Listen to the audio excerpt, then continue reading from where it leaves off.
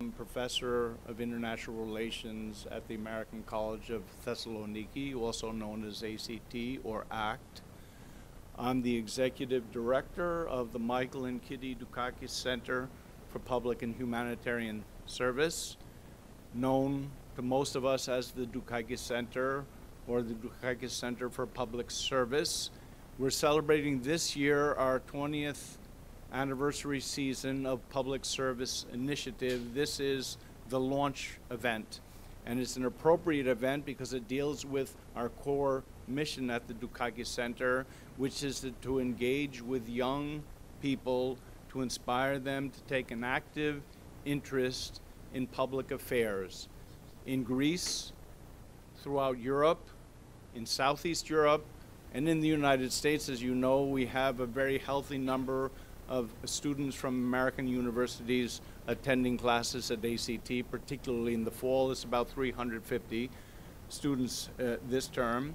And a good number of them are studying or have studied with personages like Michael Dukakis, the former governor of Massachusetts, who has been teaching politics and public administration at Northeastern University in Boston for a good number of years.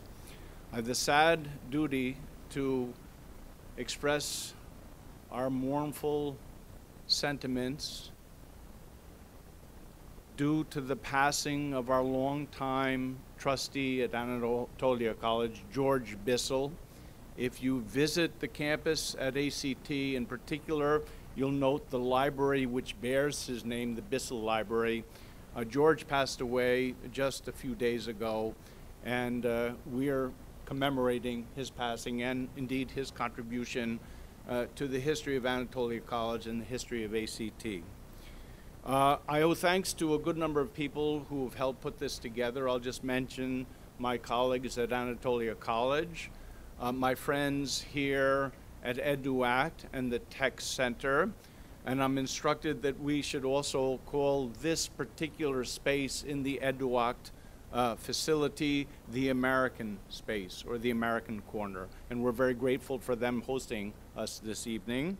And I'm happy to welcome and to collaborate yet again with the team at Live Media. They're live streaming this event to a Pan-Hellenic audience of young people in particular, many of whom somehow took part in the poll that we're going to discuss this evening. Our focus at the Dukakis Center is again on young people, what we can do to inspire them to take seriously their roles as future citizens, but also what we can do better to listen to what really matters to them. And this poll is emblematic precisely of that gesture, to think, what do young people want from their public administration, from their public authorities? What kind of Greece do they envision growing up into, eventually taking a leading role in? We call it mechanical civics.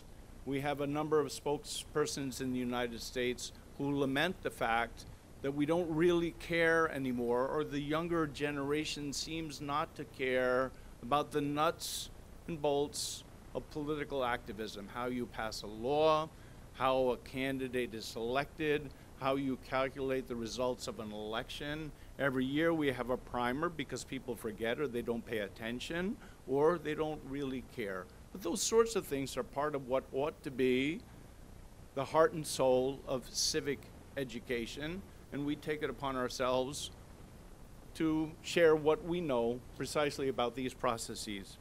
I should say also we engage with parents often in such venues as parent-teacher associations. My wife, Otani, here in the audience, has been very, very active as a member of the board of our local school systems in Panorama. And the idea being that if we can get the parents to participate, they set a good example for their offspring to participate in turn. The theme of this evening's event is trust and pride.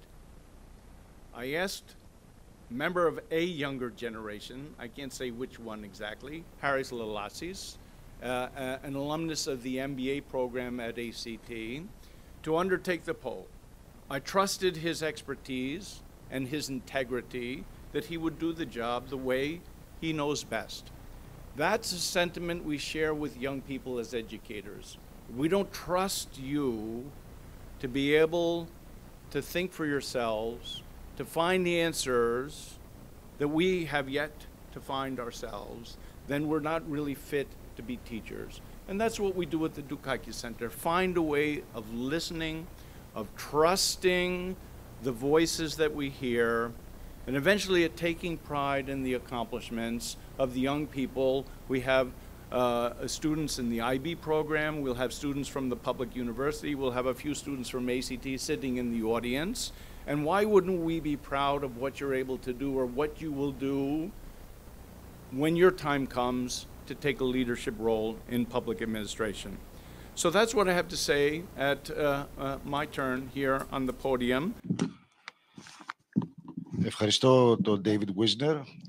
Ευχαριστώ το κέντρο Michael και Kitty Dukakis για την τιμή που μου έκανε να μου προτείνει να συμμετάσχω σε αυτή την πολύ ενδιαφέρουσα εκδήλωση. Άλλη μια ενδιαφέρουσα πρωτοβουλία του κέντρου. Λέγομαι Φίλιος Τάγκος, είμαι δημοσιογράφος, τη χάνω γενικός διευθυντής της ΕΡ3, αλλά είναι προφανές ότι σε ό,τι αφορά την σημερινή εκδήλωση εκφράζω αποκλειστικά και μόνο τον εαυτό μου ως δημοσιογράφος και όχι την ΕΡΤ. Οι δημοσιογράφοι, πριν ζητήσω από τον ερευνητή μας να παρουσιάσει την έρευνά του, κάτι που ξεχνάμε να κάνουμε συνήθως στην καθημερινή μας επαγγελματική μας διαδικασία είναι να τοποθετούμε, να κάνουμε αυτό το οποίο στα αγγλικά λέμε contextualization. Να τοποθετούμε λοιπόν το γεγονός που καλύπτουμε μέσα στα συμφραζόμενά του, ιστορικά, γεωγραφικά και άλλα. Εάν θέλουμε να επιχειρήσουμε ένα contextualization αυτής της έρευνας, προφανώς και δεν μπορούμε παρά να υπενθυμίσουμε ότι παρουσιάζεται, μάλλον διενεργήθηκε το Σεπτέμβριο, δηλαδή πριν από τις πρόσφατες εκλογές δημοτικές και περιφερειακές, αλλά παρουσιάζεται ακριβώς μετά από μια εκλογική διαδικασία όπου είχαμε για μια ακόμα φορά ρεκόρ αποχής των ψηφοφόρων. Αφορά τους πολίτες, τους νέους πολίτες, τους νέους ψηφοφόρους μιας χώρας η οποία θέλει να λέει και είναι πραγματικότητα ένας πόλος σταθερότητας σε μια ευρύτερη περιοχή αστάθειας και ρευστότητας. Δεν είναι δεδομένη η δημοκρατία. Ζούμε τραγικά γεγονότα την τελευταία διετία και πολύ πιο πρόσφατα στην Μέση Ανατολή, αλλά και την τελευταία διετία στον ευρύτερο περιγυρό μας. Έχουμε την τύχη ως Έλληνες να συμμετέχουμε σε ένα ευρωπαϊκό project, το οποίο είναι ένα project ειρήνης. Η Ευρωπαϊκή Ένωση είναι ένα project ειρήνης πρώτα απ' όλα. Και αυτό το οποίο μας ενώνει είναι πρώτα και κύρια η δημοκρατία. Η δημοκρατία, για να έχει μέλλον και προοπτική, πρέπει οι νέοι πολίτες να συμμετέχουν ενεργά, και είναι λίγο του σειρμού η έκφραση, πάντως σίγουρα με την συμμετοχή τους στην κάλπη. Άρα, ένας σημαντικότερος λόγος για μένα που αυτή η έρευνα είναι και επίκαιρη και πάρα πολύ σημαντική και πρέπει να εμπλουτίσει τον προβληματισμό μας γύρω από τη σχέση μας με την δημοκρατία. Ξέρουμε όλοι ότι ίσως να μην είναι το καλύτερο πολίτευμα, αλλά είναι το λιγότερο κακό πολίτευμα που έχουμε. Και λέγοντας αυτά τα λίγα, ελπίζω να μην σας κούρασα, θέλω να δώσω το λόγο στον Χάρη Λαλάτση να παρουσιάσει την έρευνά του. Διενεργήθηκε, όπως είπαμε, το Σεπτέμβριο σε ένα δείγμα 534. Πολύ ωραία. Ο λόγος σε εσένα, Χάρη. Όταν ξεκίνησα να κάνω τατουάζ πριν από 20 χρόνια, γιατί δεν είμαι τόσο νέος όσο νομίζουν οι περισσότεροι, ο πατέρας μου τότε μου είπε τι βλακίες είναι αυτές, τι κάνεις εσείς οι νέοι που κάνετε αυτές τις βλακίες και γεμίζετε μελάνια το σώμα σας κτλ. Φυσικά ο πατέρας μου αυτό που ξέχασε είναι ότι όταν αυτό ήσταν στην ηλικία μου, είχε μακρύ μαλλί και η μάνα του τότε, η γιαγιά μου, του έλεγε τι βλακίες είναι αυτές που κάνεις εσύ, πώς έχεις το μαλλί σου έτσι, δεν τρέπεσαι και αυτά τα μαλλιά που έχετε αφήσει όλοι οι άντρες. Αυτό που συμβαίνει λοιπόν είναι ότι κάθε γενιά που γερνάει και μεγαλώνει, ξεχνάει ότι ήταν κάποτε νέα και ξεχνάει τα δικά της, αυτά που ήθελε, αυτά που κυνηγούσε, αυτά που ευχότανε και κατηγορεί φυσικά τη νέα γενιά για όλα αυτά που δεν κάνει, που κάνει λάθος. Έτσι, όταν με πλησίασε ο Ντέιβιτ με μια ιδέα να κάνουμε μια έρευνα γύρω από την πολιτική και αρχίσαμε να κάνουμε ένα μικρό brainstorming μαζί, σκεφτήκαμε ότι γιατί να μιλήσουμε για κάτι που το έχουμε ακούσει 100 φορές, για την αποχή, το γιατί δεν πάνε οι νέοι, γιατί δεν θέλουν οι νέοι κτλ. Και είπαμε να κάνουμε κάτι διαφορετικό. Να κάτσουμε και να ψάξουμε τι είναι λοιπόν αυτό που κάνει ένα νέο παιδί να πάει να ψηφίσει. Να σηκωθεί μια Κυριακή, μια ηλιόλουση Κυριακή και να πάει να μην πιει καφέ, να δώσει ένα 20 λεπτό, μισάωρο, μπορεί και λιγότερο, για να ψηφίσει. Πριν πω λίγο στην ταυτότητα, νομίζω ότι είναι σημαντικό να κρατήσουμε το κομμάτι των ερευνών. Μας έχουν λίγο δηλητηριάσει οι δημοσκοπήσεις και μας έχουν δηλητηριάσει με την άποψη ότι μας έχουν κάνει να κολλάμε σε ποσοστά και να λέμε 75,2%, 36,8% αυτό. Οι έρευνες είναι μια φωτογραφία της κοινωνίας, μια συγκεκριμένη χρονική στιγμή και κυρίως μετά να είναι τάσεις. Άρα είναι καλό να ξεφεύγουμε λίγο από αυτή την άποψη και την τρέλα των ποσοστών και να βλέπουμε λίγο μια μεγαλύτερη εικόνα. Άρα, πολύ γρήγορα, όσον αφορά το τι κάναμε, ο εξεταζόμενος πληθυσμός, άντρες και γυναίκες που ψήφισαν στις εθνικές εκλογές, έτυχε να έχουμε σχετική ισορροπία στο φύλο, παρόλα αυτά δεν την κυνηγήσαμε, γιατί είπαμε πρέπει να είχαν ψηφίσει. 18-29 ετών, 524 άτομα, έγινε έρευνα 4 με 14 Σεπτεμβρίου, πανελλήνια. Και παρόλα αυτά, επειδή μας αρέσει λίγο και το ποιοτικό κομμάτι, η ποιοτική εμβάθυνση στα αποτελέσματα, 20 άτομα από αυτά τα 524 συμμετείχαν σε προσωπικές συνεντεύξεις. Μιλήσαμε ένα μισάωρο μαζί τους και μπήκαμε λίγο σε πιο πολύ βάθος στα συναισθήματα και στα βιώματα που έχουν. Άρα ξεκινάμε με τη μία να δούμε λίγο τα δημογραφικά που δείχνουν πάντα πρώτα-πρώτα. Όπως βλέπετε, αυτά τα δημογραφικά δεν ήταν αυτά που κυνηγήσαμε, ήταν εντελώς random, που σημαίνει ότι αυτό είναι μια φωτογραφία των ανθρώπων που ψηφίζουν των νέων. Νομίζω αναμενόμενο όσον αφορά αρκετά εντυπωσιακή η εκπαίδευση φυσικά. Οι ηλικίες είχαμε λίγο εντονότερους στους 18-24. Εδώ ίσως και λίγο επίτηδες, καθότι νομίζουμε ότι η γνώμη τους ήταν αρκετά πιο ενδιαφέρουσα. Και η πρώτη ερώτηση φυσικά ήταν ψήφισε στις τελευταίες βουλευτικές εκλογές. Βλέπουμε ότι περίπου οι μισοί ψήφισαν και στις δύο. Οι υπόλοιποι, ένα 30% ψήφισε μόνο την πρώτη Κυριακή και ένα 15% ψήφισε μόνο τον Ιούνιο. Άρα βλέπουμε ότι μόνο οι μισοί από αυτούς συμμετείχαν και στις δύο. Ενώ αν δούμε λίγο κάτω τα δημογραφικά, θα δούμε ότι οι νέοι ψήφισαν μόνο τον πρώτο γύρο κυρίως, με 35%, ενώ στο δεύτερο, μάλλον, και στις δύο ψήφισαν 25-29, άρα οι μεγαλύτεροι, που πιθανότατα έχουν ήδη ξαναψηφίσει, ήταν και πιο θετικοί στο να πάνε να ψηφίσουν δύο φορές, ενώ οι νέοι σε μεγαλύτερο ποσοστό ίσως απογοητεύτηκαν από την αρχική διαφορά, που θα το δούμε και παρακάτω αυτά, της Νέας Δημοκρατίας με το ΣΥΡΙΖΑ. Οπότε ρωτήσαμε γιατί λοιπόν ψήφισες μόνο την πρώτη Κυριακή και όχι τη δεύτερη. Αναμενόμενο το βρισκόμουν στην περιοχή που ψηφίζω. Λογικό, είτε γιατί μπορεί να είσαι φοιτητής-φοιτήτρια, είτε γιατί αν δουλεύει σεζόν. Είχα άλλες υποχρεώσεις. Απογοητεύτηκα από το αποτέλεσμα των πρώτων εκλογών. Για μένα εδώ είναι που πρέπει να μείνει το μάτι μας. 1 στους 5 λοιπόν απογοητεύτηκα από το αποτέλεσμα των πρώτων εκλογών. Πολύ πιο κάτω, οι λόγοι υγείας κτλ. Οπότε ρωτήσαμε και τους άλλους, γιατί λοιπόν δεν ψηφίσατε τον Μάιο και ψηφίσατε τον Ιούνιο. Εδώ φυσικά το δεν βρισκόμουν στην περιοχή που ψηφίζω μεγαλύτερο, μιλάμε αναμενόμενο. Είχα άλλες υποχρεώσεις, τα υπόλοιπα πολύ πιο κάτω. Ξεκινάμε λοιπόν να ρωτήσουμε αν ήταν η πρώτη φορά που ψήφισε σε βουλευτικές εκλογές, άρα πρώτη φορά που ήρθε σε επαφή με την όλη διαδικασία. Και βλέπουμε ότι το 57% έχει ξαναψηφίσει, το 43% ήρθε πρώτη φορά σε επαφή. Αναμενόμενες φυσικά οι διαφορές στην ηλικία. 60% των νέων 18-24 ήταν η πρώτη φορά που είχαν ψηφίσει, ενώ 82% των 25-29 είχαν ψηφίσει και σε προηγούμενες, άρα είναι πιο ενεργοί πολίτες, καθότι είχαν την ευκαιρία να ψηφίσουν και προηγούμενο. Και στους άντρες, οι άντρες εντονότερα έχουν ξαναψηφίσει σε σχέση με τις γυναίκες. Νομίζω ότι αυτή είναι ίσως η ερώτηση των εκατομμυρίων. Τι νιώθεις μετά την ψήφο στις εκλογές? απογοήτευση 45%, αδιαφορία 21%, αρνητικά συναισθήματα, ελπίδα 20%, ολοκλήρωση ικανοποίηση 11%. Άρα καταλαβαίνουμε ότι με τη μία 2 στους 3 έχουν αρνητικά συναισθήματα από το αποτέλεσμα, για πράγματα που θα δούμε και παρακάτω.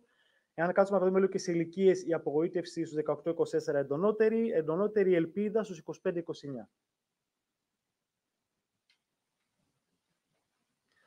Μετά ρωτήσαμε τι σε κινητοποίησε λοιπόν ώστε να πας να ψηφίσεις, κάτι από τα παρακάτω. Εδώ είχαμε πολλαπλές επιλογές, οπότε μπορούσαν να βάλουν όσα θέλουν. Πρώτο είναι τα πιστεύω μου στη σημασία του να ασκώ το πολιτικό μου καθήκον. Η επιθυμία συνεισφορά στις διαδικασίες λήψης αποφάσεων, το οποίο από 37 πάει 45 σε αυτούς που ψήφισαν πρώτη φορά. Άρα ήταν πολύ πιο έντονο να πάω να ψηφίσω πρώτη φορά για να συμμετέχω στη λήψη αποφάσεων. Συζητήσεις με φίλους και μέλη της οικογένειας, εντυπωσιακός 25 μπορώ να πω. Και μετά αρχίζουμε και πέφτουμε το πάθος για συγκεκριμένα πολιτικά ζητήματα μόνο στο 13, το κόμμα 7%, εμπνευσμένοι πολιτικοί ηγέτες που υποστηρίζουν τη θετική αλλαγή στο 5%. Celebrities, influencers, πάρα πολύ χάρηκα που το είδα αυτό μόνο στο 3%, ακόμα και καμπάνιες στα social media που προωθούν τη σημασία της ψηφοφορίας στο 3%. Άρα, ναι, με τα social θα τα δούμε παρακάτω ότι είναι έντονα, αλλά δεν είναι μοχλός για να πάω να ψηφίσω. Είναι μοχλός αν έχω αποφασίσει να ψηφίσω. Ξεκινάμε μετά με το αν έχουν επηρεάσει πρόσφατα γεγονότα εξελίξεις στην αποφασή να ψηφίσεις. Ναι, με έχουν επηρεάσει αρνητικά 40, όχι, δεν με έχουν επηρεάσει 28, ναι, με έχουν επηρεάσει θετικά 22.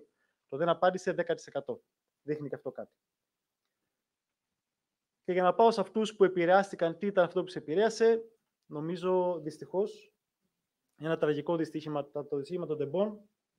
Θα το δούμε και παρακάτω. 32% φωτιές και πλημμύρες. Πολύ σωστά αναφέρθηκε προηγουμένως ότι δεν ήταν μεν οι πλημμύρες εκείνη την περίοδο. Παρ' όλα αυτά, επηρέασε ψυχολογικά τα άτομα τα οποία συμμετείχαν στις συνεντεύξεις. Υπήρχε δηλαδή αυτός ο θυμός μέσα τους. Και βλέπουμε ξαφνικά ότι η ακρίβεια, η υγεία, η αστυνομική βία κτλ. Είναι πολύ πιο κάτω σε σχέση με αυτό που ζήσανε. Να μην ξεχνάμε πάντως ότι 1 στους 3, όλα. Τα πάντα. Δεν είναι δηλαδή μόνο μία επιλογή, είναι όλα. Είναι τα τέμπη, είναι η ακρίβεια, είναι η υγεία, είναι τα πάντα. Άρα δηλαδή ένα θέμα. Ένα μείγμα θυμού, απογοήτευσης, εκνευρισμού. Ποια θέματα λοιπόν οι πολιτικές είναι πιο σημαντικά για σένα όταν αποφασίσεις να ψηφίσεις? Νομίζω ότι εδώ έχει πάρα πολύ ενδιαφέρον απαντήσεις. Πρώτα είναι η εκπαίδευση και η παιδεία και η υγεία. Πιστεύω, και επειδή είχαμε κάποιες άλλες έρευνες παλαιότερα, η υγεία, εάν μιλούσαμε πριν το COVID, αποκλείεται να είναι τόσο ψηλά.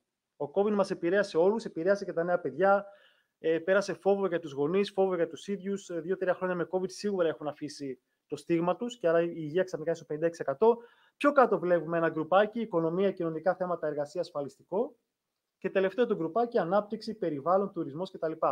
Σημαντικό, το περιβάλλον, ένα θέμα που πάντα όταν σκέφτεσαι νέους, σκέφτεσαι περιβαλλοντική συνείδηση από τους νέους, ξαφνικά όταν μιλάμε για πολιτικές, ανάμεσα στα υπόλοιπα χάνεται. Και να κάνω ένα μικρό σχόλιο εδώ. Γιατί έχω δει το περιβάλλον να αναφέρεται πάρα πολλές φορές, ακόμα και σε καταναλωτικές έρευνες, μιλάμε για το περιβάλλον, η βιωσιμότητα των εταιριών και όλα αυτά. Οι καταναλωτές είναι υπέρ όλων αυτών των πραγμάτων, αρκεί να μην αυξηθεί η τιμή ενός προϊόντος και να μην αλλάξει το ίδιο προϊόν. Άρα λέμε, ναι, το περιβάλλον είναι τα λοιπά, αλλά όχι να αυξηθεί η τιμή ενός προϊόντος, ούτε να μην μου αρέσει η γεύση του έτσι όπως θα αλλάξει μετά. Πώς νιώθεις με την τρέχουσα πολιτική κατάσταση στην Ελλάδα? Δυσαρεστημένη 71%. Ουδέτερα 21%, ικανοποιημένοι μόνο το 8%. Νομίζω πλέον τα ποστά είναι ξεκάθαρα, με τις γυναίκες μάλιστα είναι πιο δυσαρεστημένες, πιο στεναχωρημένες. Δεν υπάρχει πάρα πολλά που μπορούμε να σχολιάσουμε, αλλά 3 στους 4 δηλώνουν ότι είναι δυσαρεστημένοι. Πιστεύεις ότι οι διαθέσιμες πολιτικές επιλογές, δηλαδή τα πολιτικά κόμματα στην Ελλάδα, ευθυγραμμίζονται με τις απόψεις σου? Πάλι, 3 στους 4 θα ήθελα να δω διαφορετικές επιλογές. Άρα δηλαδή οι νέοι νιώθουν ότι δεν εκφράζονται από κάποιο κόμμα, από κάποια επιλογή που έχουν αυτή τη στιγμή. Καταλαβαίνετε, αυτό σημαίνει απομόνωση, σημαίνει ότι νιώθω ότι η φωνή μου δεν έχει αντίκρισμα και ότι δεν υπάρχει κάποιος ή κάποια εκεί έξω που αν μιλήσω θα με ακούσει και θα πει αυτό που εγώ θέλω να ακούσω. Από το 1 στο 10, όπου 1 άκρα αριστερά και 10 άκρα δεξιά, που θα έβαζε τον εαυτό σου ως προς τις πολιτικές πεποιθήσεις? Αναμενόμενο το 4,6 και βλέπουμε ότι και η καμπύλη έχει μια φυσιολογική ροή. Ενδιαφέρον φυσικά 18-24, 4,5, 25-29, 4,9. Αν πάμε μετά 30-39, 40-49, γίνεται 5,5. Όσο μεγαλώνουμε, τι γινόμαστε? Λίγο πιο δεξί. Πιο συντηρητική. Κεντροδεξιά. Γιατί αυτοί που είναι τώρα 4,6, μετά θα πάνε το 4,5, θα πάνε στο 4,9, θα πάνε στο 5,4 και θα μιλάμε για μια κλασική πορεία, ένα κύκλο να πω που κυνηγάμε την ουρά μας. Από την αριστερά της νεότητας πάμε στη δεξιά των γυρατιών, να το πω. Από πού ενημερώνεσαι για πολιτικά ζητήματα και θέματα της χώρας? Social media. 62% φυσικά, γίγαντας για ένα νέο παιδί. Οικογένεια, φιλικό περιβάλλον πάρα πολύ κοντά 60. Ιστοσελίδες και εφαρμογές ειδήσεων πάρα πολύ ψηλά 53. Και μετά έχουμε το επόμενο γκρουπάκι, τηλεόραση, πολιτικά blog, εφημερίδες. Έτσι, όταν μιλάμε για έντυπο τύπο, νομίζω ότι δεν είναι ανάγκη να το λέμε μεταξύ. Έχω και τη συνεργάτηδά μου, την Ελευθερία Τριγέννη στα 25, η οποία δεν έχει πάρει ποτέ εφημερίδα. Κάτι δείχνει αυτό λοιπόν. Και ραδιόφωνο στο 10%. Και ρωτήσαμε για τα social media ποιες πλατφόρμες χρησιμοποιείς κυρίως για πολιτική ενημέρωση. Νομίζω ότι αναμενόμενο το Instagram. Το Instagram είναι μια έτσι all-around πλατφόρμα, η οποία συνδυάζει πολύ καλά και το βίντεο, τη φωτογραφία, πάρα πολύ μεγάλη δύναμη στα stories. Είναι πραγματικά, προσφέρει πολύ περισσότερα από τις υπόλοιπες. Αυτό που είναι πάρα πολύ ωραίο, το Facebook στο 51, φυσικά θα πεις σε ένα νέο παιδί έχεις Facebook. Ναι, έχει Facebook, φυσικά το ανοίγει ελάχιστα. Παρ' όλα αυτά υπάρχει το Facebook και το Facebook είναι γεμάτο με πληροφορία. Καμιά φορά μπουρδα, πραγματικά, καμιά φορά χρήσιμη πληροφορία, μην λέμε ψέματα. Πάρα πολύ εντυπωσιακό το TikTok. Γιατί για μην κοροϊδευόμαστε, το 36% είναι τεράστιο για TikTok. Το TikTok, μια πλατφόρμα fun, διασκέδασης γατιών, σκυλιών, έχει γίνει μια πλατφόρμα εκπαίδευσης και μια πλατφόρμα business και μετά μια πλατφόρμα πολιτικού ενδιαφέροντος. Είτε από τον κύριο Μητσοτάκη, από τον κύριο Τσίπρα, από τον κύριο Κασελάκη. Το TikTok ξαφνικά αποκτά ένα άλλο κομμάτι, αλλάζει ταυτότητα. Το να βλέπουμε το 36% στο TikTok, το οποίο πραγματικά έκανε τεράστιο άλμα από τα γατάκια στο πολιτικό κομμάτι, το 36% είναι συγκλονιστικό. Εντυπωσιακό μάλιστα και το Twitter. Το Twitter άλλωστε είναι ένα αγαπημένος χώρος να καθόμαστε και να μαλώνουμε στο Twitter για πολιτικά θέματα, το λατρεύουμε. Οπότε το Twitter έχει και, μάλλον έπρεπε να πω X του Elon Musk, αλλά έχει μια δυναμική αρκετά μεγάλη. Μια διαφάνεια που προσωπικά λίγο με στεναχώρεσε. Σκοπεύει να συνεχίσει να ψηφίσει σε επόμενες εκλογές. Μόνο 70% είναι σίγουρα θα συνεχίσουν να ψηφίζουν. Μόνο 7 στους 10 λοιπόν είναι σίγουρα θα συνεχίσουν, θα συμμετέχουν και σε άλλες εκλογικές αναμετρήσεις. 22 ναι, αλλά δεν είμαι σίγουρος θα ψηφίζω πάντα. 6% αρνητικό. Με τη μία λοιπόν καταλαβαίνουμε ότι σε 2 εκλογικές αναμετρήσεις χάσαμε ένα 6%. Εγώ πιστεύω και το δεν απαντώ είναι εκεί πέρα. Είναι μια απάντηση ντροπής, να μην πω την αλήθεια. Και βλέπουμε μάλιστα ότι δεν υπάρχουν και σοβαρές διαφορές μεταξύ ηλικιών και φύλου, άρα κινδυνεύουμε να χάνουμε ανά κάθε εκλογική αναμέτρηση νέα παιδιά από εκεί που είναι ενεργοί πολίτες να απομακρύνονται την πολιτική λόγω του αποτελέσματος. Συγγνώμη, χάρη πάνω στην προηγούμενη διαφάνεια. Αυτή η διαφάνεια όμως διαψεύστηκε στις δημοτικές εκλογές. Γιατί στις δημοτικές, εδώ λένε το 70% οι νέοι, λένε το 70% ναι, θα πάω να ψηφίσω στις επόμενες εκλογές. Στις επόμενες εκλογές, επειδή στις επόμενες εκλογές ήμουνα και πώς το λένε, αντιπρόσωπος και ήμουνα σε εκλογικό κέντρο, μπορώ να πω με βεβαιότητα ότι στις εκλογές τις δημοτικές δεν πάτησαν πόδι νέοι. Δεν πάτησαν πόδι. Δηλαδή στις δημοτικές εκλογές ήμουνα εκλογικός αντιπρόσωπος, δεν είδα άτομο κάτω από 25 χρόνων να έρχονται να ψηφίζουν. Ήταν όλοι μεγάλοι, από μια ηλικία και πάνω. Άρα, δηλαδή, τελικά, αυτό που δήλωσαν δεν το τήρησαν, πιστεύω.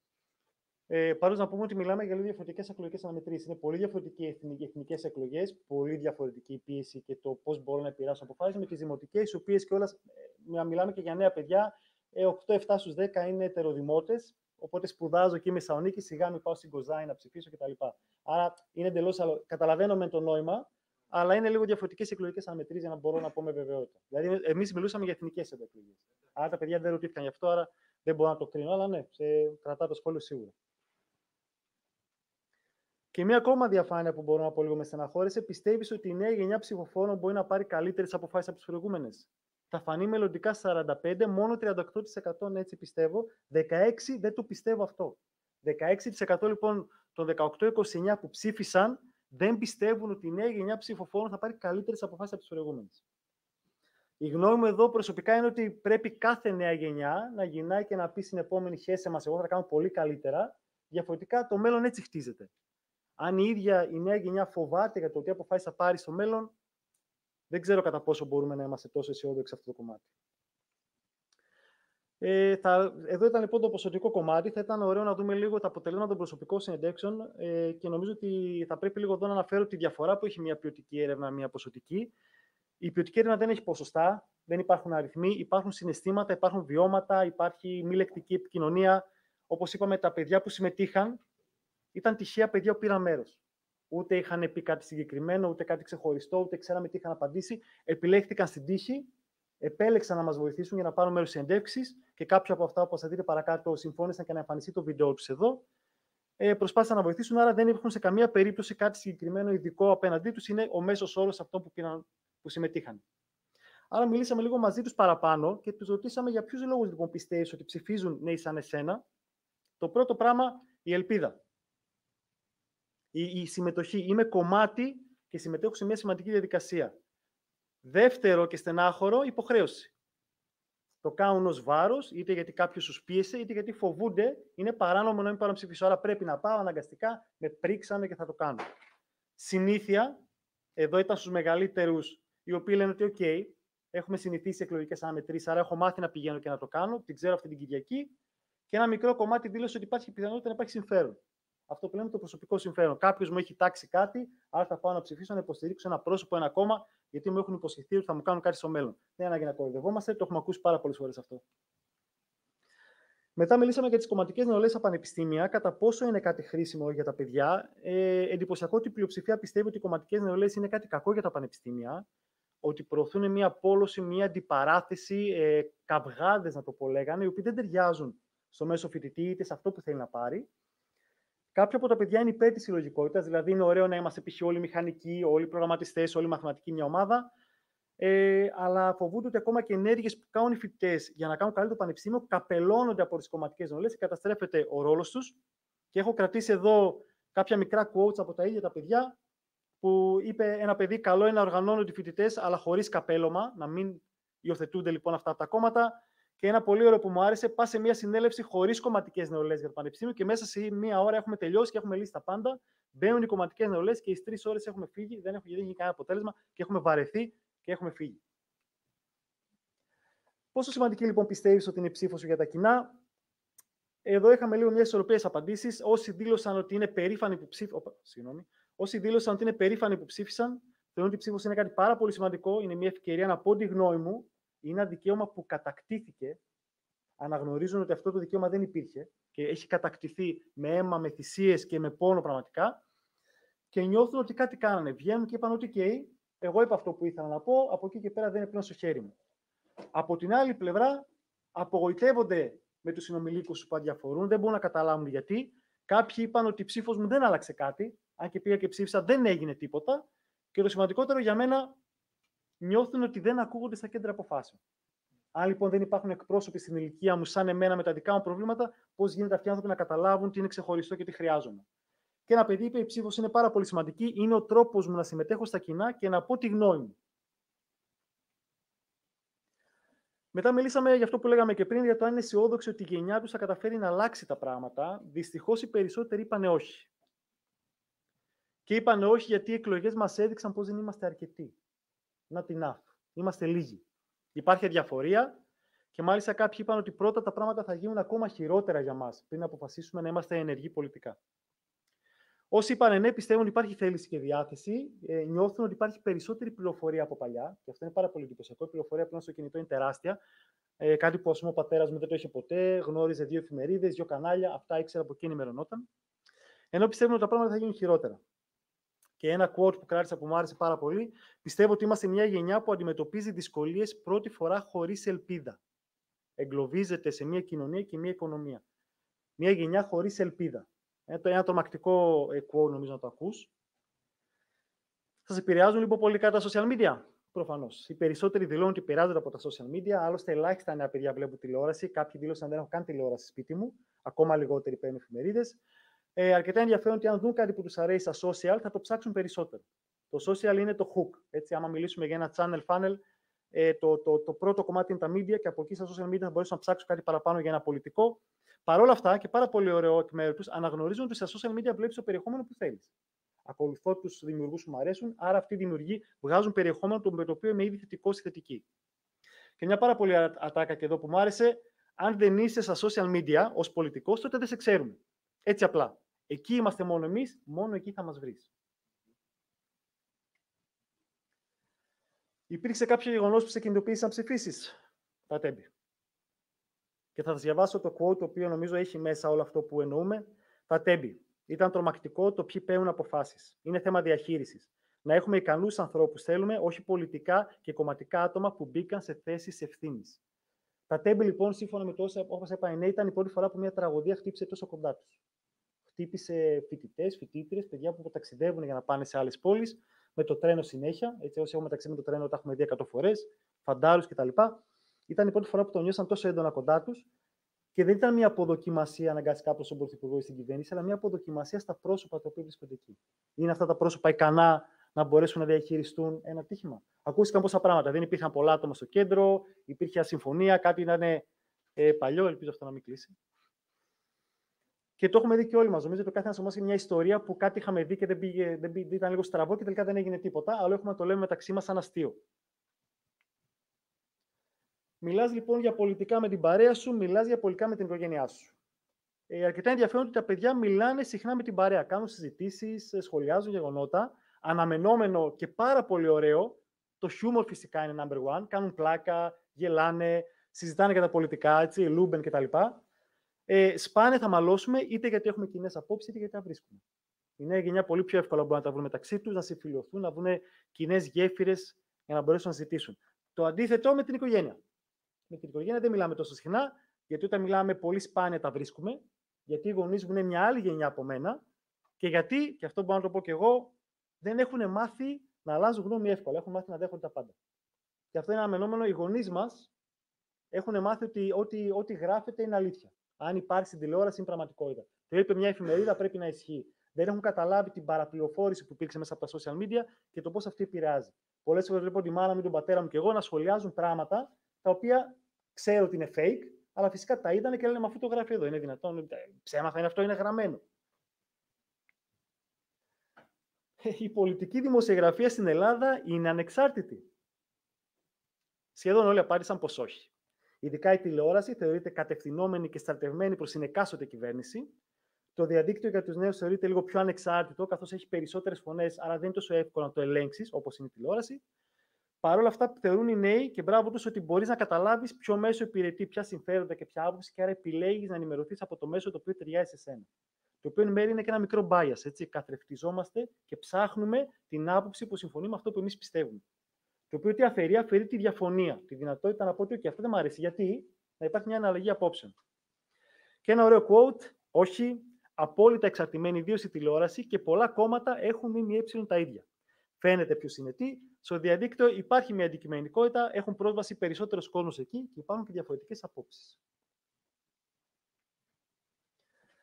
Και εδώ ρωτήσαμε στο τέλος γιατί τα περισσότερα νέα παιδιά νιώθουν απογοήτευση μετά τα εκλογικά αποτελέσματα. Εδώ λοιπόν τι κάναμε? Ρωτήσαμε έμεσα. Δεν ξέραμε τι είπαν αυτά τα ίδια παιδιά, οπότε ρωτήσαμε ότι OK, τα περισσότερα νέα παιδιά σαν εσένα, Γιάννη, Άννα, Χρήστο, Αναστασία, είπαν ότι είναι απογοητευμένοι από το εκλογικό αποτέλεσμα. Ανεξάρτητα από το τι πιστεύεις εσύ, γιατί πιστεύεις ότι υπάρχει αυτή η απάντηση.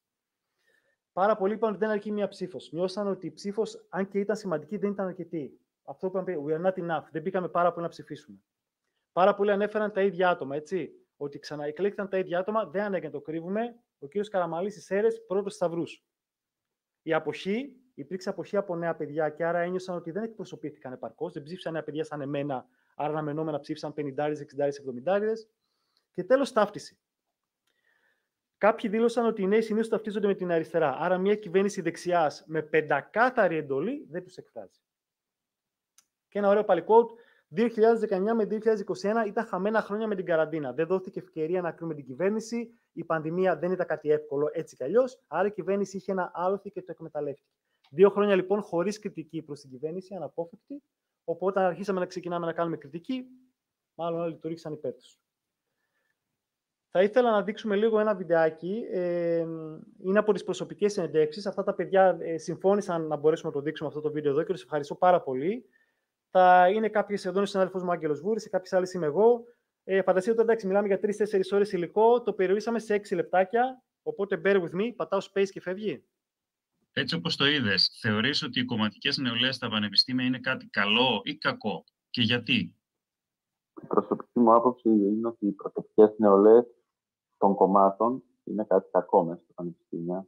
Γιατί? Ταυτόχρονα μπορούν να υπάρξουν και σύλλογοι που είναι ότι δεν είναι κομματικοί. Εγώ σπούδασα γεωπονία και είχαμε σύλλογο φοιτητών γεωπονίας, που δεν ήταν από κάποιο κόμμα. Και ήταν πολύ εξυπηρετικά τα παιδιά. Και άμα κάτι κακό εισαγωγικά γινόταν στη σχολή, θα ήταν οι πρώτοι που θα έβγαιναν και θα έβγαζαν μια ανακοίνωση, θα μιλούσαν με τον καθηγητή, με το φοιτητή που έχει το πρόβλημα με κάτι. Το ότι πας στο εκλογικό κέντρο και δυστυχώς βλέπεις άνω των 70 χρόνων ανθρώπους να επηρεάζουν, να ψηφίζουν και να επηρεάζουν το δικό μου μέλλον που είμαι στους 6 χρονών, το δικό σου μέλλον που είσαι στα 30 από το Τρίνο.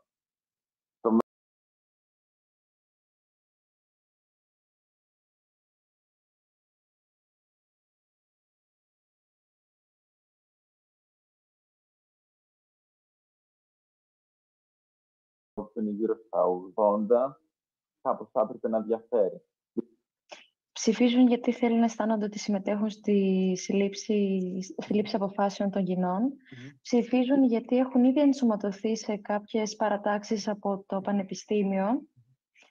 Και ψηφίζουν γιατί απλά το κάνουν οι γονείς τους, το κάνουν οι φίλοι τους και σου λέει πρέπει να ψηφίσω κι εγώ. Γενικότερα είσαι αισιόδοξη για τη γενιά σου, για το μέλλον της γενιάς σου, Δέσποινα? Θα ήθελα να είμαι, αλλά κάτι μέσα μου λέει ότι η μεγάλη αποχή οφείλεται κυρίως στην νεολαία, με αποτέλεσμα οι ψήφοι να διαμορφώνονται από τις μεγαλύτερες γενιές. Οι μεγαλύτερες γενιές δεν θεωρώ ότι πλέον ψηφίζουν με σωστά κριτήρια. Τώρα που το φέραμε από το θέμα, πιστεύεις ότι η πολιτική δημοσιογραφία στην Ελλάδα είναι ανεξάρτητη? Όχι ιδιαίτερα. Γενικά δεν πιστεύω ότι πολλά πράγματα στην Ελλάδα είναι ανεξάρτητα. Πάντα υπάρχει κάποιος από πίσω με συμφέροντα, με χρήματα, που εν τέλει θα τα παρακινήσει ή θα δείξει αυτό που θέλει να δείξει. Με την οικογένεια Θανάση μιλάτε για πολιτικά? Ναι, αρκετές φορές. Πιο συχνά δηλαδή? Απλά, επειδή και ο πατέρας μου ασχολείται πάρα πολύ με τα social media πλέον και με την τηλεόραση, όντας συνταξιούχος αυτή τη στιγμή, εκεί έχουμε τις διαφωνίες μας σε κάποια πράγματα. Έχετε μαλώσει δηλαδή στην οικογένεια, όχι χοντρά, αλλά υπάρχουν διαφωνίες. Ναι, έντονη διαφωνία απλά. Θανάση, πιστεύεις ότι η πολιτική δημοσιογραφία στην Ελλάδα είναι ανεξάρτητη?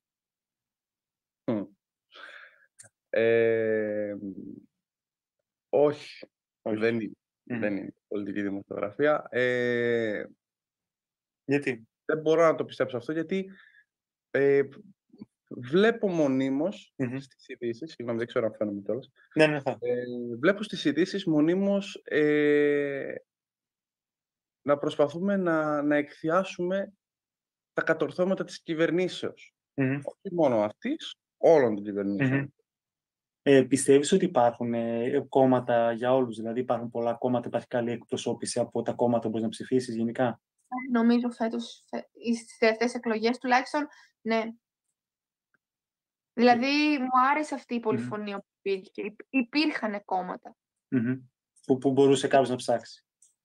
Ναι, εγώ τουλάχιστον που ήθελα να ακούσω μερικά διαφορετικά πράγματα, βρήκα, ναι. Με την παρέα σου, Μαρία, μιλάτε για πολιτικά όταν βγαίνετε ποτέ? Ναι, πολύ συχνά. Πολύ συχνά. Μιλάμε αρκετά συχνά, ναι. Στο κομμάτι που μας...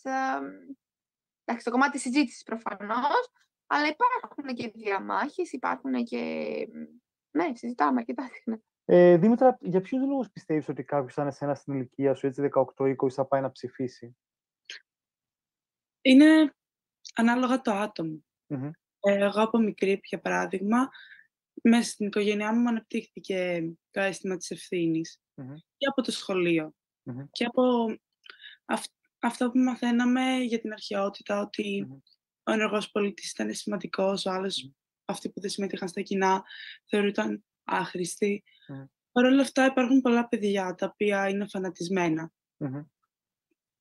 Και από το σπίτι και από τις παρέες και από την προπαγάνδα που γίνεται.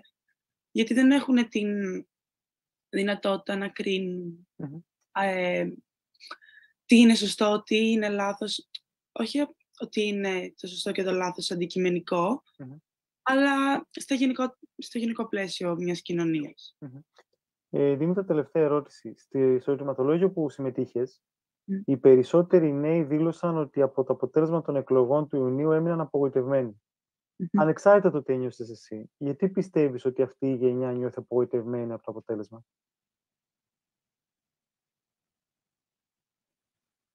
Υπήρχε πολύ μεγάλη διαφορά στα δύο πρώτα βασικά κόμματα, η οποία διαφορά ήταν πολύ απρόσμενη. Και τείνουν οι νέοι, επειδή ακούνε, να κατηγορούν για όλο τον Πρωθυπουργό, που ανεξαρτήτως κι εγώ δεν ένιωσα εντελώς ικανοποιημένη,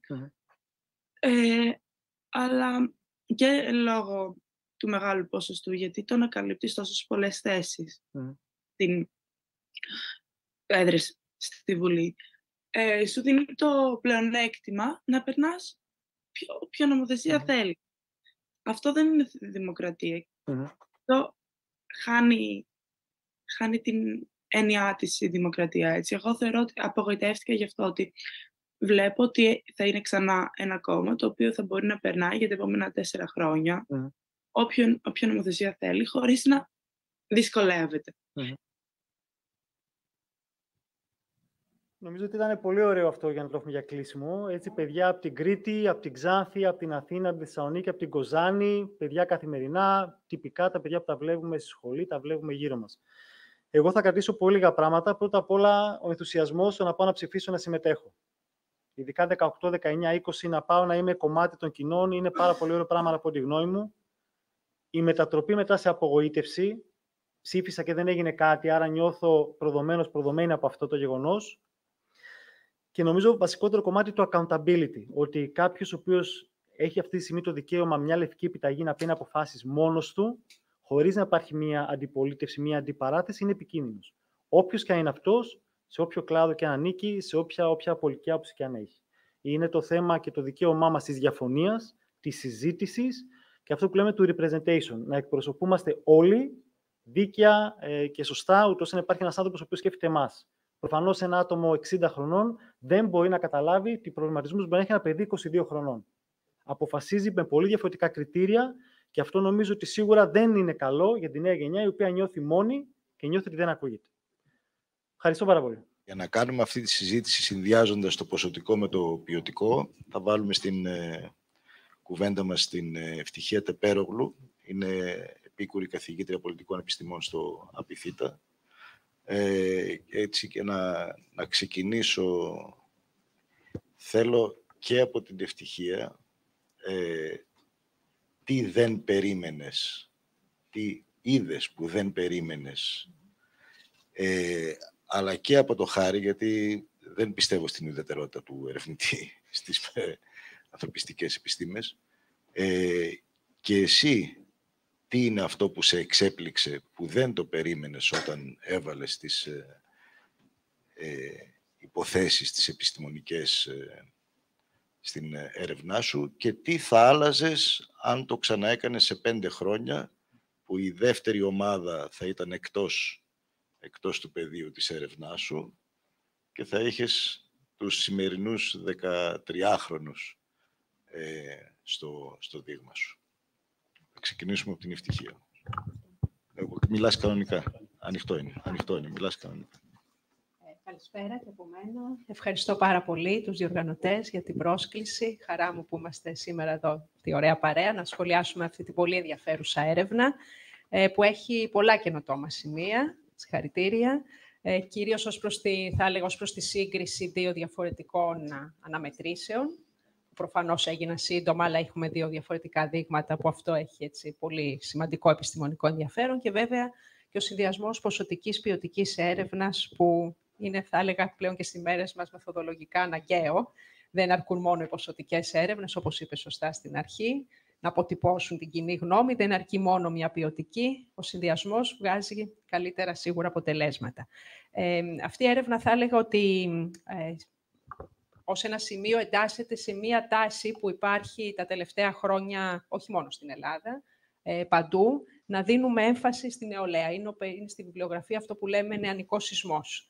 Τη δεκαετία του 90 υπήρχε πάντοτε μία έλλειψη, έτσι, μία πολιτική αποξένωση. Το ρεύμα ήταν η περιορισμένη συμμετοχή των νέων στην εκλογική διαδικασία και δεν τους εξετάζαμε τους νέους, βιβλιογραφικά και επιστημονικά. Από την έναρξη όμως της οικονομικής κρίσης, ειδικά στη χώρα μας, εμφανίζεται έτσι να δίνεται ένα φόκου σε αυτή την ηλικιακή ομάδα, σε συνδυασμό όχι μόνο με την ψήφο και με τις μη συμβατικές μορφές δράσης, με τις κινητοποιήσεις τους, και έτσι μιλάμε για αυτόν τον νεανικό σεισμό με τις πολιτισμικές, πολιτικές και κοινωνικές αλλαγές που καλούμαστε εμείς οι κοινωνικοί επιστήμονες να διερευνήσουμε.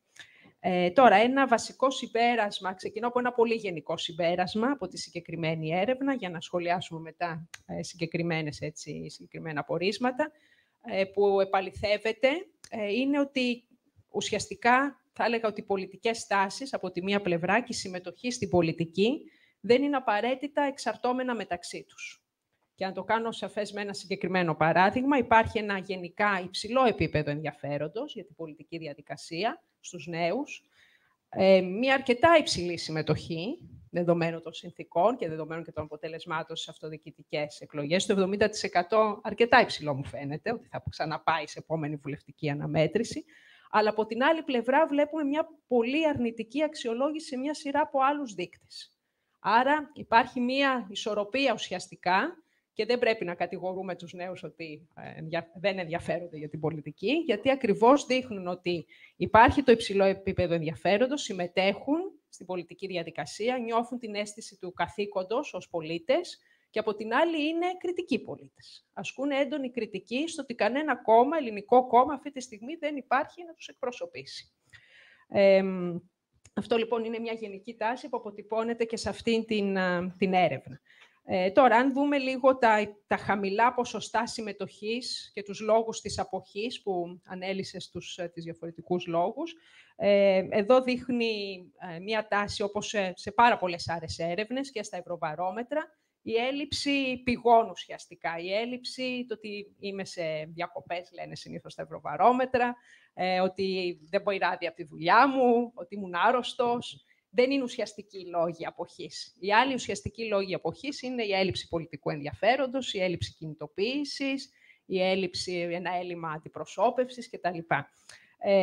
Επίσης, και αυτό είναι κάτι, έτσι, μια πρόταση, για όσους δεν ψήφισαν στη μία ή στην άλλη αναμέτρηση, θα μπορούσαμε λίγο να το δούμε και με άλλα κοινωνικοδημογραφικά χαρακτηριστικά.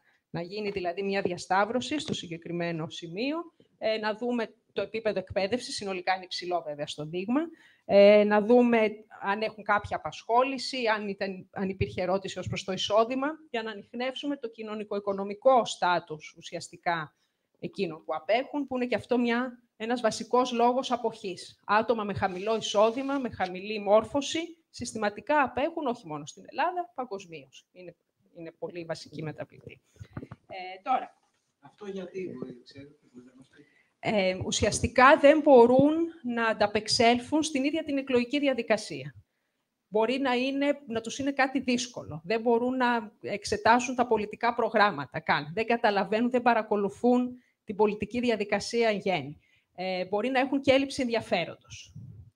Το τι κινητοποιεί το εκλογικό σώμα είναι ένα άλλο βασικό ερώτημα. Από την άλλη πλευρά υπάρχει και μπορεί αυτό να αποτυπώνεται και με μία διαμαρτυρία. Ότι νιώθουν είναι οι χαμένοι της παγκοσμιοποίησης, ουσιαστικά. Έτσι, που μέσω της αποχής επιλέγουν συνειδητά να πούν ότι εγώ θα ήθελα μια καλύτερη ποιότητα ζωής. Και αυτή τη στιγμή δεν το παρέχει το σύστημα αυτό. Ή ψηφίζουν πολλές φορές και αντισυστημικά κόμματα, ακραία κόμματα, διαμαρτυρίας, ή επιλέγουν να ψηφίσουν για να εκφράσουν τη διαμαρτυρία τους. Αλλά κατεξοχήν αυτό είναι ευρήματα από πάρα πολλές πανευρωπαϊκές έρευνες, το ευρωβαρόμετρα το δείχνουν, ότι άτομα χαμηλής εκπαίδευσης, ειδικά η εκπαίδευση, είναι βασικό κριτήριο ανασταλτικό στη συμμετοχή. Υπήρχε ερώτηση. Ναι.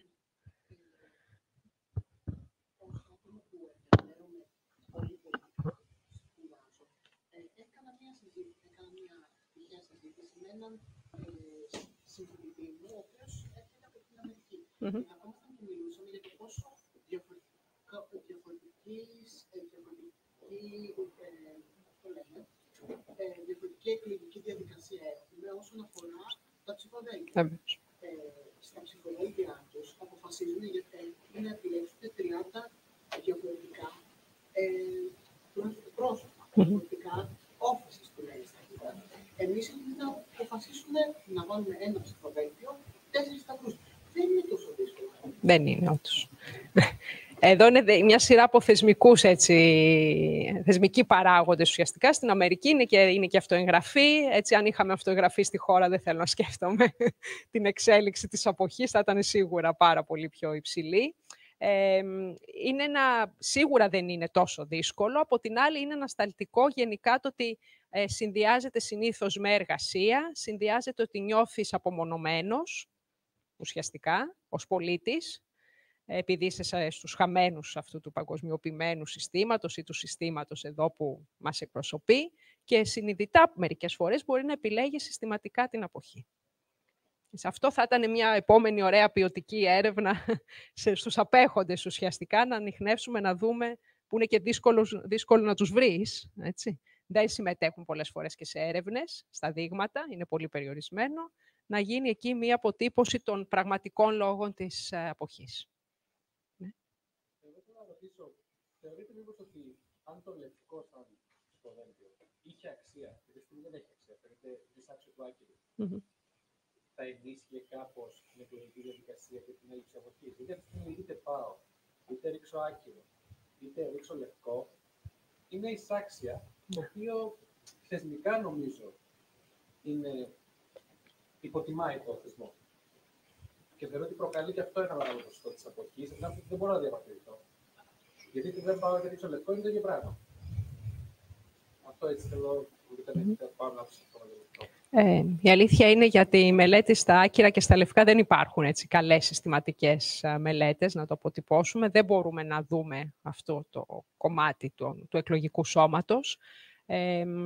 Το ενδιαφέρον σε αυτό είναι κυρίως το ότι γιατί επιλέγει, πηγαίνει. Γιατί επιλέγει στο τέλος, πίσω από το παραβάν, το άκυρο ή το λευκό.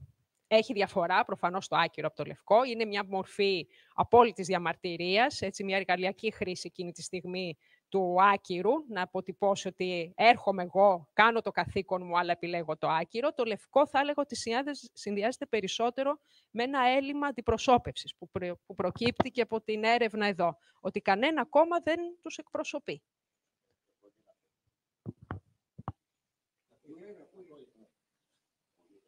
Ναι. Για να παίξω και λίγο το ρόλο του γεραιότερου της παρέας, να υπενθυμίσω ότι στις βουλευτικές εκλογές του Μαΐου είχαμε νομίζω 39 ψηφοδέλτια. Δεν είχαμε και ένδια επιλογών. Δηλαδή το λευκό πώς διαφοροποιείται από το άκυρο, δεν διαφοροποιείται από το άκυρο. Δηλαδή ψηφίζουμε και εκλέγουμε 300. Εάν πρέπει να αφαιρέσουμε από τους 300 το ποσοστό των λευκών, θα εκλέγουμε 292. Αλλά δεν ήταν από ένδια επιλογών. Είχαμε εμείς που έπρεπε, γιατί θα συζητήσουμε και για τους δημοσιογράφους, να δούμε ποιους θα φέρνουμε στο στούντιο, ήταν πολλοκέφαλος. Με ποιο κριτήριο? Δηλαδή, τελικά δώσαμε το λόγο στον αέρα, γιατί ο αέρας δεν είναι ανεξάντλητος, της τηλεόρασης, του ραδιοφώνου, οι σελίδες, οι εφημερίδες. Μόνο στο διαδίκτυο είναι ανεξάντλητος ο χώρος που μπορείς να δώσεις, και εκεί είναι και αδιαμεσολάβητος ο δημόσιος χώρος. Δηλαδή, δεν υπάρχουμε εμείς οι δημοσιογράφοι, οι επαγγελματίες της ενημέρωσης. Αυτό είναι η επανάσταση της τελευταίας 20ετίας. Εκεί λοιπόν επιλέξαμε να δώσουμε το λόγο στα ήδη κοινοβουλευτικά κόμματα. Οι επιλογές δεν έλειψαν όμως, έτσι, να το πούμε. Είχαμε και σχολιάζω και ως ένα σχόλιο στις πολλαπλές απαντήσεις που μπορούσαν να δοθούν σε σχέση με το τι επηρέασε την επιλογή μου, και το μικρό, χαμηλό 17% που έδωσαν στο περιβάλλον οι νέοι, να σχολιάσουμε ότι είχαμε και πολλά οικολογικά κόμματα. Δηλαδή είναι και ο χώρος είναι διασπασμένος. Ακόμα και μεταξύ τους ως ιδεολογικός χώρος. Συγγνώμη, διέκοψα. Να πω για το λευκό, απλά να απαντήσω πολύ γρήγορα, ότι ενώ συμφωνώ πάρα πολύ με την ουσία, εγώ θα πω ότι το λευκό είναι απαραίτητο για τη δημοκρατία. Όπως στις έρευνες, και νομίζω η Ευτυχία μπορεί να το, ως κοινωνικός επιστήμονας, ξέρει νομίζω περισσότερο από μένα, όταν συμμετέχεις σε μια έρευνα, έχεις δικαίωμα να πεις δεν θέλω να απαντήσω. Παρ' όλα αυτά, θα ακούσει την ερώτηση. Οπότε μπορεί να πάω, να είμαι κομμάτι της εκλογικής διαδικασίας, να μπω στο παραβάν, να δω τα ψηφοδέλτια, αλλά ναι, θέλω να ρίξω λευκό. Δεν με εκφράζει τίποτα, το δηλώνω και νιώθω ότι απλά απέχω. Άρα, εγώ το διαφοροποιώ από το δεν πάω να ψηφίσω. Το βάζω ένα κομμάτι, θέλω να είμαι κομμάτι of the process. Είμαι και εγώ εδώ πέρα, αλλά εγώ απλά θα πω την άποψή μου. Εννοείται πως έχει διαφορά στην πράξη, αλλά το πώς το βλέπει το κράτος. Γι' αυτό ότι συμφωνώ με την ουσία, ότι ναι, φυσικά.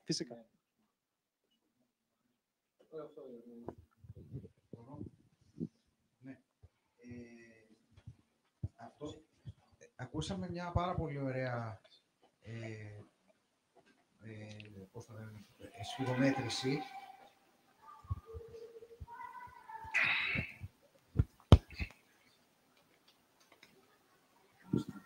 Ναι, μιλάς.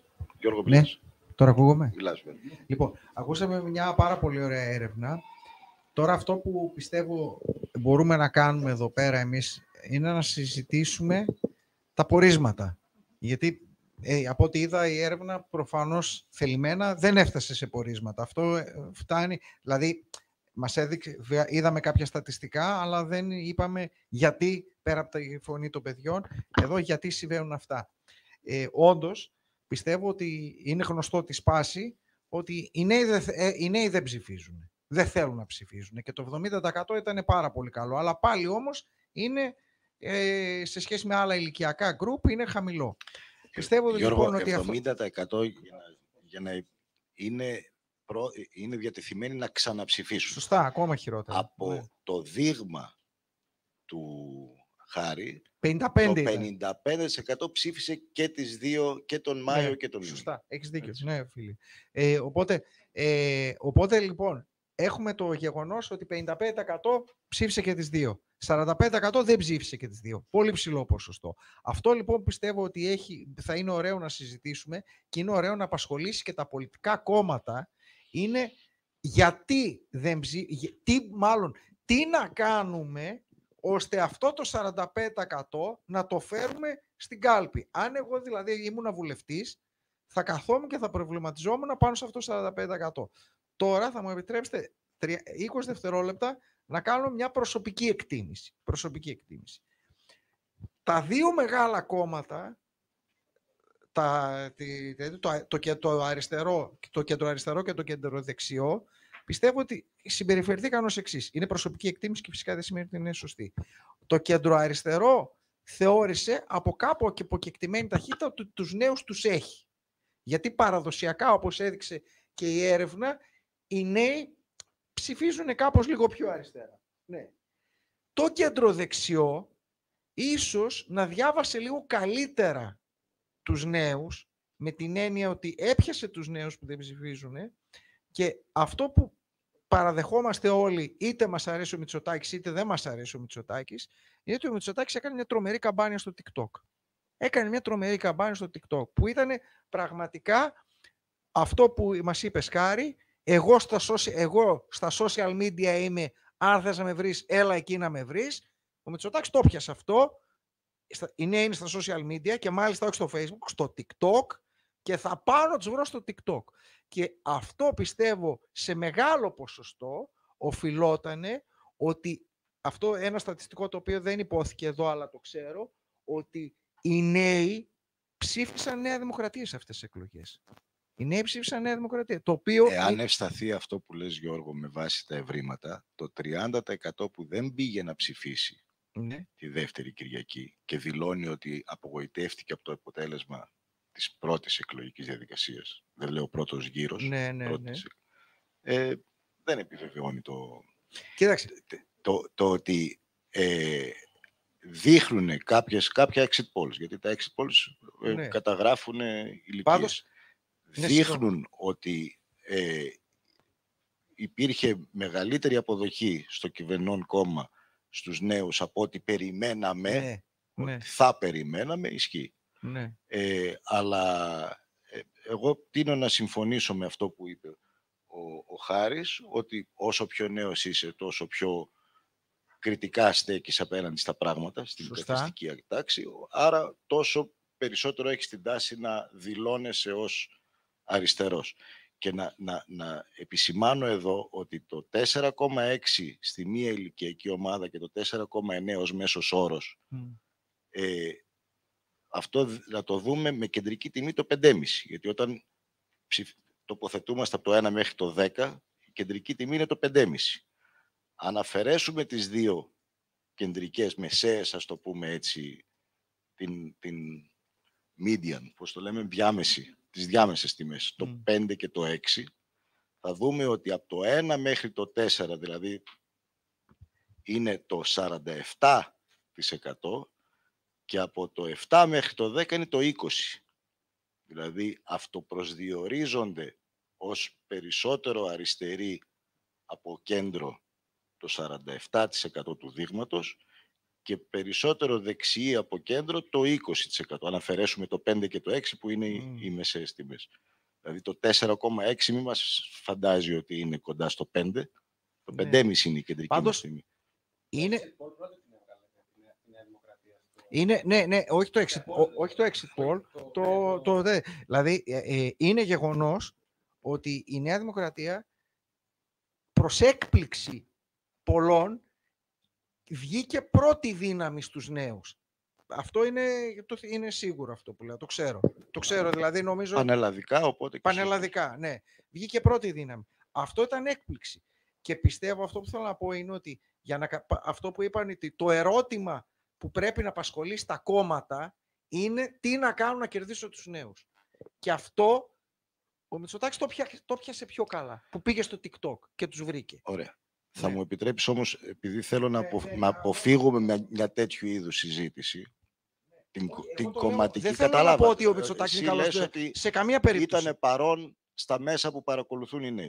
Αυτό θέλω να πω. Ναι, προφανώς δεν θέλω. Εγώ θέλω να επαναφέρω λίγο την αρχική μου ερώτηση προς το Χάρη.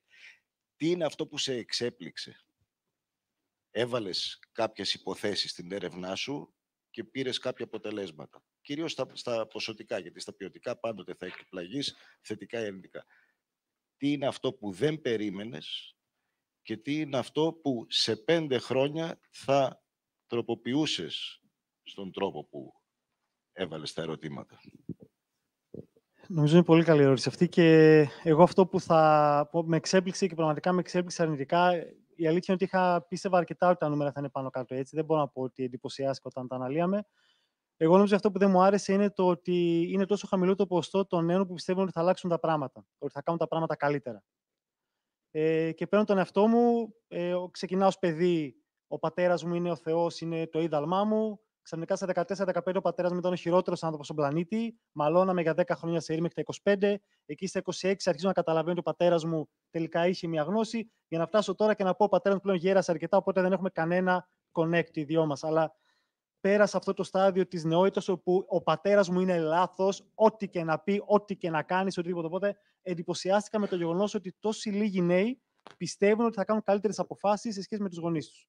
Είναι τρομακτικό και δείχνει ότι ακόμα και μεταξύ τους δεν υπάρχει consensus για να πούνε ότι OK, πάμε ρε παιδιά να τους φάμε. Που αυτό πρέπει να λέει ναι. Δηλαδή ανακάλυψες ένα αίσθημα παραίτησης και ματέωσης στους νέους σε σχέση με το πώς είναι τα πράγματα και πόσο κριτικά βλέπουν τα πράγματα και τη δυνατότητά τους να τα επηρεάσουν μέσα από την ψήφο. Το είπες πολύ πιο ποιητικά, ναι. Ένα αίσθημα ματέωσης και παραίτησης, ακριβώς αυτό.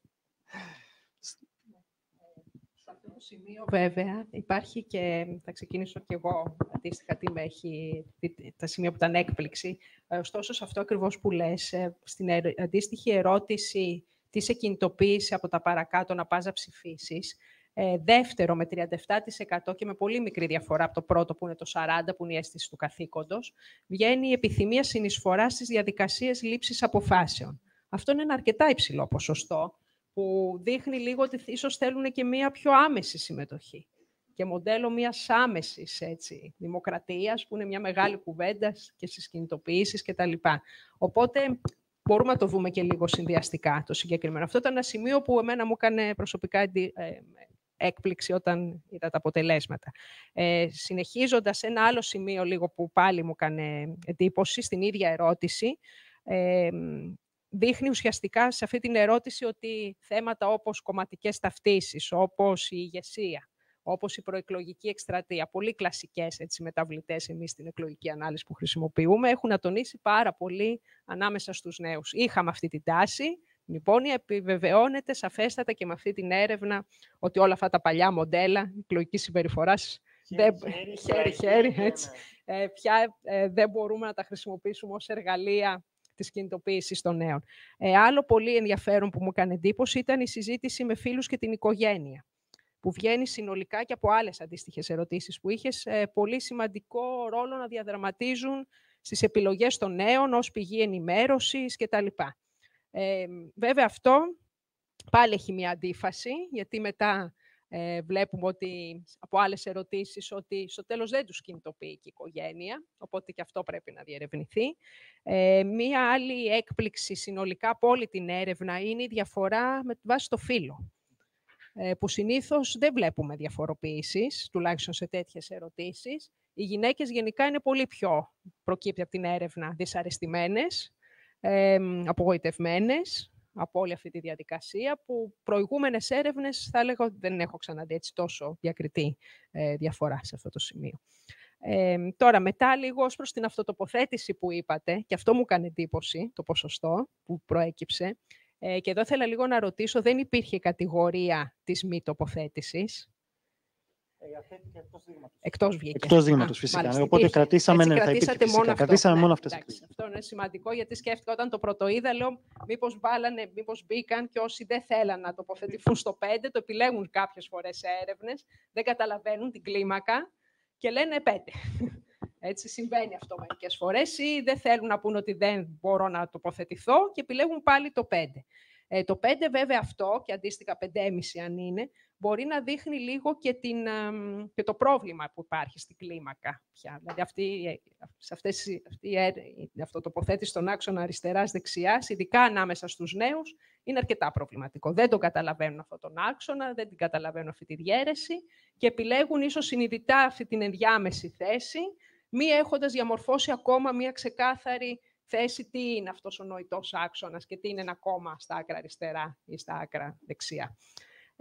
Είναι όμως πολύ ενδιαφέρον το έβριμα που παλιότερα, τουλάχιστον όσοι νέοι είχαν σαφή εικόνα τοποθέτησης, πήγαιναν συνήθως προς την άκρα αριστερά, κόμματα της ριζοσπαστικής αριστεράς. Πολλές άλλες έρευνες στην Ελλάδα παλιότερα το έχουν αποτυπώσει, ή σε άλλες μορφές όπως στη Χρυσή Αυγή όταν εμφανίστηκε, στους νέους είχε ένα υψηλό ποσοστό ανταπόκριση στην αρχή, την κάτω 12.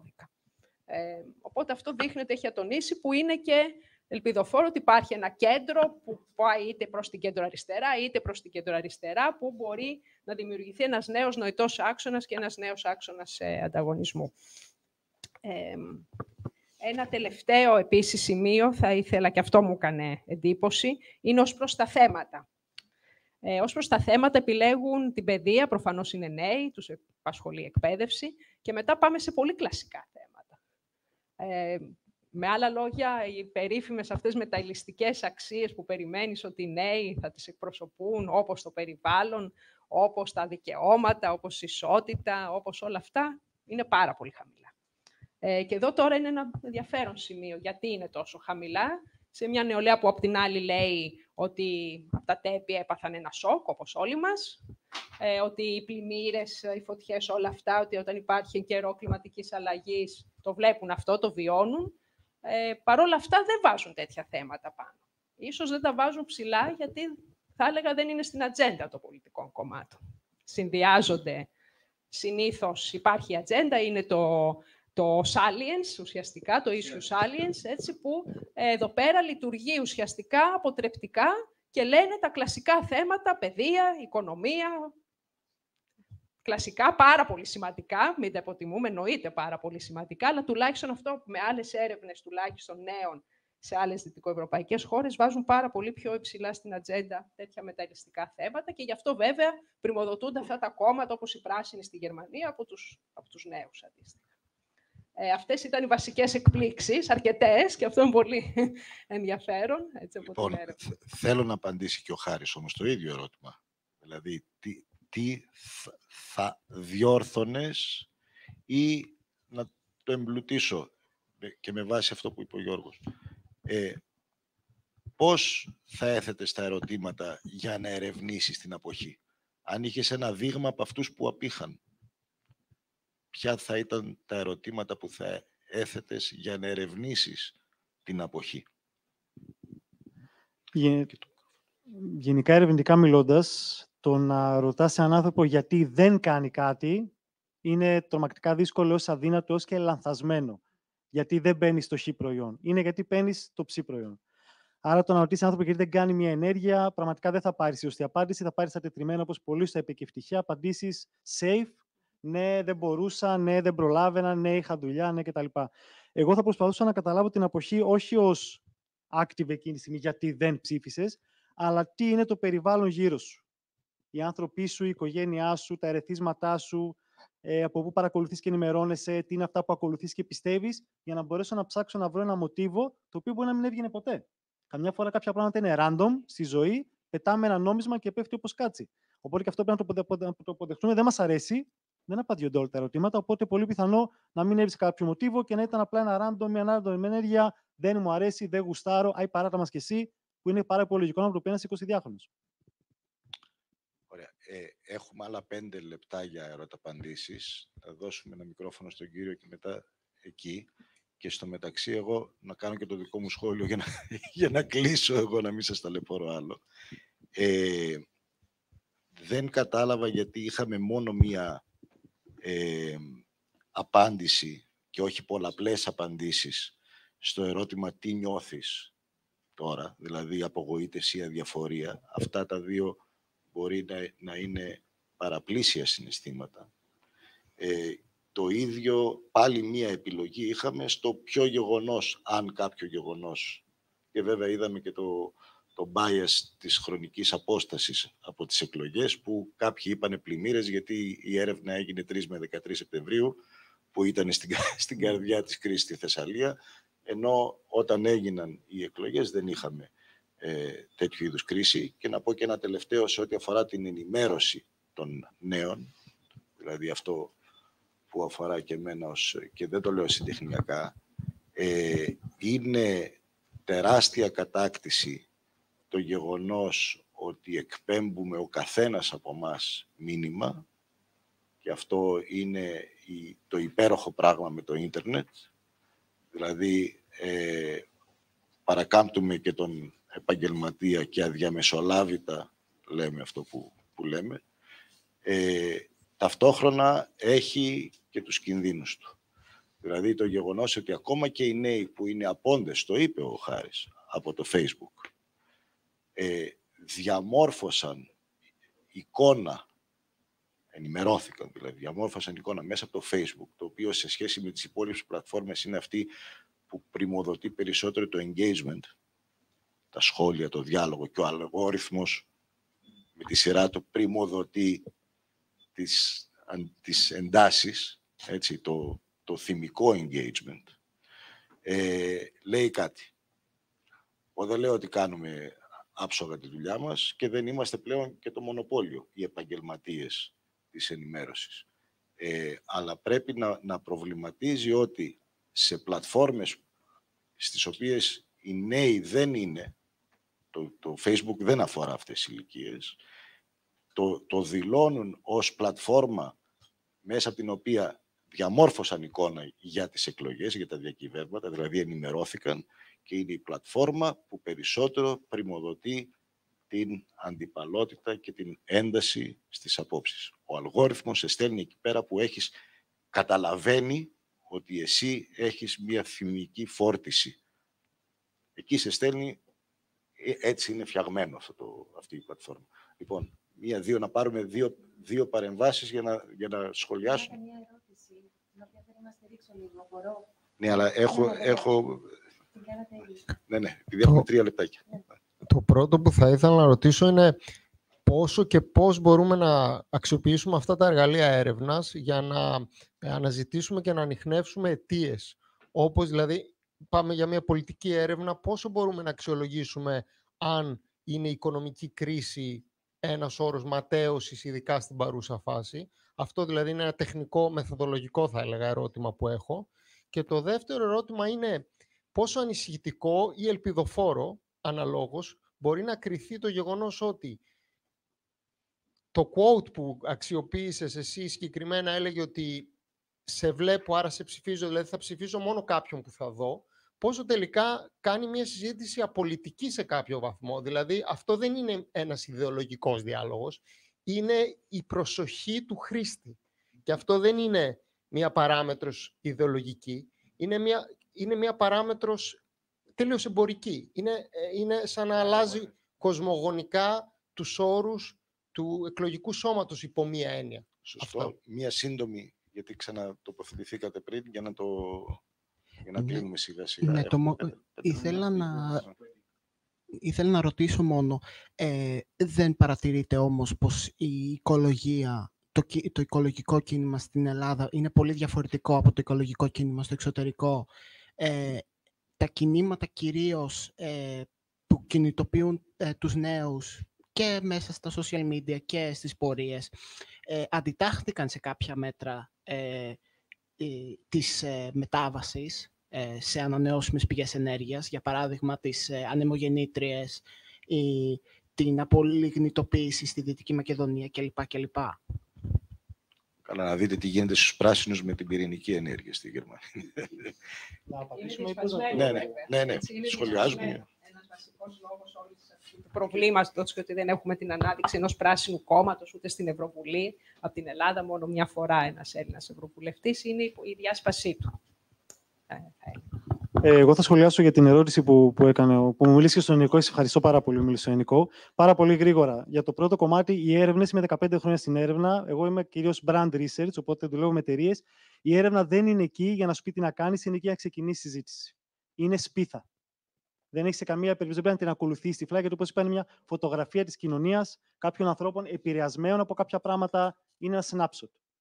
Είναι αυτό για να ξεκινήσει η συζήτηση. Μακάρι να χρησιμοποιηθεί έτσι και όχι να πούμε ότι αυτό που είπε ο Χάρης στις 18 Οκτωβρίου είναι η βίβλος και το ακολουθούμε. Με τίποτα. Είναι ένα spark. Το δεύτερο που είπες, πάρα πολύ ωραίο για το ότι σε βλέπω, άρα σε ψηφίζω, τι έχει αλλάξει, θεωρείς, στην πολιτική σκηνή από παλαιότερα χρόνια που απλά έβλεπα σε ένα μπαλκόνι ένα πολιτικό πρόσωπο στην τηλεόραση μόνο και με το οποίο δεν είχαμε ούτε καν απευθεία συζήτηση, με το τώρα που μπορώ να σου γράψω ένα σχόλιο σε ένα δημοτικό σύμβουλο και να σε αναγκάσω να μου απαντήσεις.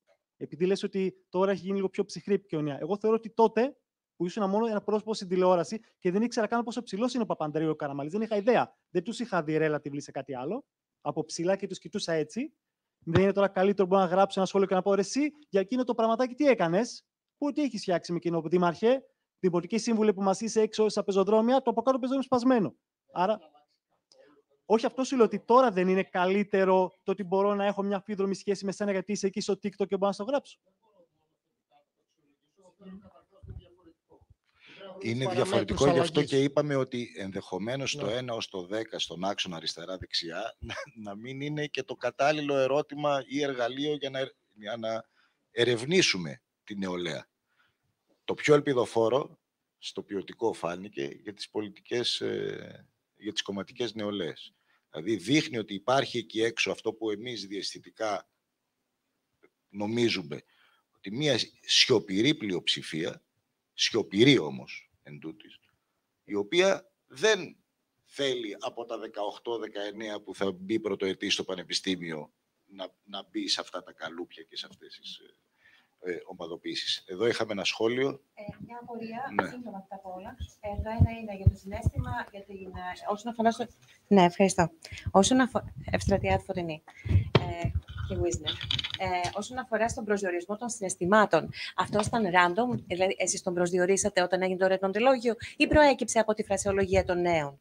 Τους δώσαμε 4 επιλογές, 2 θετικές, 2 αρνητικές. Παρ' όλα αυτά, πάντα υπήρχε το άλλο. Εσείς ορίσατε όμως το... Δώσαμε απογοήτευση, διαφορετική. Δώσαμε 4, 2 θετικά, 2 θετικά και ανοιχτό υπήρχε να γράψουν ό,τι θέλουν. Υπάρχει μεθοδολογία, μάλλον γι' αυτό.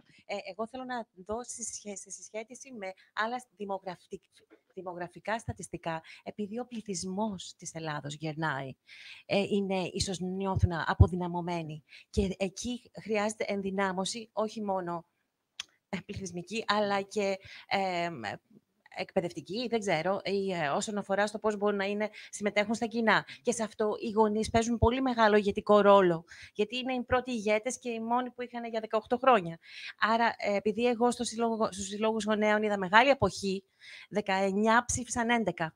Συγγνώμη, αλλά αυτό δείχνει και από την πλευρά των γονιών το παράδειγμα για το πώς συμμετέχω στα κοινά, στο απλό, στο πιο βασικό επίπεδο του νοιάζομαι για σένα, παιδί μου. Και σε αυτό μήπως μπορούμε να συνεισφέρουμε στο να ενδυναμώσουμε και τους γονείς, ώστε να δείξουν το παράδειγμα και το δρόμο. Το άλλο που θέλω να ρωτήσω είναι στο θέμα του που είπατε για τα πιστεύω και η επιρροή των γονέων. Αν τα βάλουμε μαζί και τα αρθρήσουμε, είναι 65% η επιρροή. Άρα δεν είναι μόνο 40% που είπατε προηγουμένως. Οπότε μήπως αυτό όλο έρχεται και δένει. Σας ευχαριστώ πολύ. Υπάρχουν και πολλαπλές απαντήσεις. Κάποιες ερωτήσεις έχουν πολλαπλές απαντήσεις.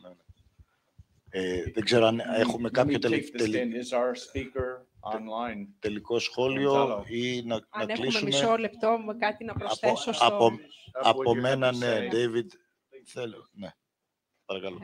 Στο ερώτημά σου στη χρήση ουσιαστικά των δεδομένων και τα λοιπά, σίγουρα συμφωνώ απόλυτα, είναι μία αποτύπωση μιας κατάστασης και έτσι για να δώσω κίνητρο αν θέλουμε να συνεχίσετε την προσπάθεια και να δώσετε απαντήσεις. Αυτό το οποίο που μπορεί να συνδυαστεί και με την αποχή και τα λοιπά είναι να γίνουν πολύ ωραία focus group. Στα focus group βάζοντας μέσα ομάδες νέων που συμμετέχουν, άλλους που δεν συμμετέχουν, χωρίς να το λένε βέβαια ότι απέχουν και τα λοιπά, πιστεύω ότι θα βγουν πολύ ωραία αποτελέσματα ως προς τους λόγους και οι έρευνες πάνελ βέβαια, έτσι μια προεκλογική, μια μετεκλογική, για να δούμε, να αποτυπώσουμε την επίδραση όλων αυτών των παραγόντων που λέμε. Ευχαριστώ. Λοιπόν, κλείνει αυτή η ενότητα. David, ο λόγος σε σένα. Ευτυχία Τεπέρογλου, Χάρης Λαλάτης, ευχαριστώ πολύ.